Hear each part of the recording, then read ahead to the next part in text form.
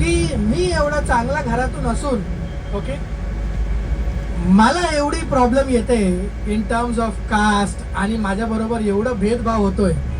ज्या लोकांकडे ही सगळी व्यवस्था नाही, ज्यांचे आई वडील कुठे चांगल्या पदावर नाही, जे चांगल्या घरात नाही, त्यांच्या बरोबर काय होत असेल. मग हे बाबासाहेबांना आतून एकदम this feeling you say it deteriorated him completely and he broke down. आणि त्याने मग त्या दिवशी ठाणलं की मी जीवनात संघर्ष करणार आणि I will be an inspiration या लोकांसाठी. So Babasaheb is not a biological person. I always say Babasaheb is a thought. हे विचार आहे.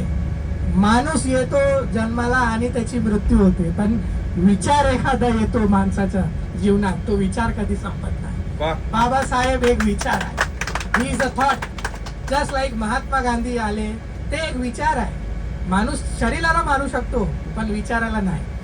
आणि तसंच तो विचार बाबासाहेबांनी घडवला आणि एक एवढा मोठा महापुरुष आला.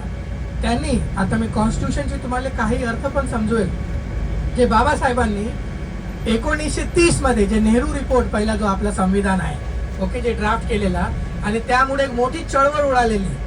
Simon commission, Simon go back, आम्ही तो ऐकला असेल. तो नारा सुद्धा ओके युसुफ मेहर अली, जे आज आपण ग्रँड रोड म्हणतो, ऑगस्ट क्रांती मैदान, मोरारजी देसाईच्या लेनमध्ये जे आपले होम मिनिस्टर होते आणि मग पुढे जाऊन पंतप्रधान झाले ओके, त्यांनी तो नारा दिलेला की सायमन गो बॅक, अंग्रेजो भारत छोडो, हे असे मोठे मोठे नारे ओके. मग बाबासाहेबांनी जेव्हा कॉन्स्टिट्यूशन ड्राफ्टिंगचा त्यांना चार्ज दिला, नेहरू साहेब, सरदार पटेल, राजेंद्र प्रसाद हे सगळे त्या टीममध्ये होते ओके. आणि बाबासाहेबांनी त्या लोकांनी, बिकॉज दे थॉट की he is the most qualified person as per the current situation and he will be the best person, कारण ते सगळ्यांबद्दल सांगायचे. आम्ही बाबासाहेबाला कास्ट सेंट्रिक केलं. बाबासाहेब कास्ट सेंट्रिक नाही. त्यांनी मायनॉरिटीज, सर्व क्लास, सर्व धर्म, सर्व पंथ, सर्व प्रांताबद्दल विचार करून हा जे राज्यशिल्पकार त्यांनी घडवलंय आणि आम्ही त्यांना आर्किटेक्ट ऑफ इंडियन कॉन्स्टिट्यूशन म्हणतो, ते त्याच्याचसाठी म्हणतो.